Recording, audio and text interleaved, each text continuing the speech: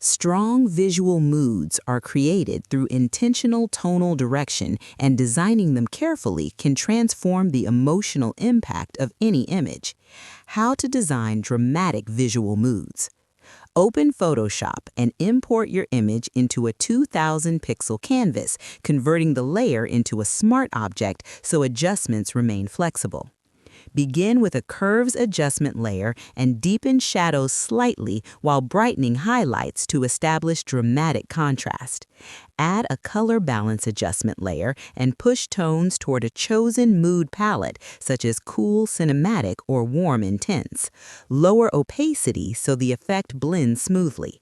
Introduce a gradient map with complementary colors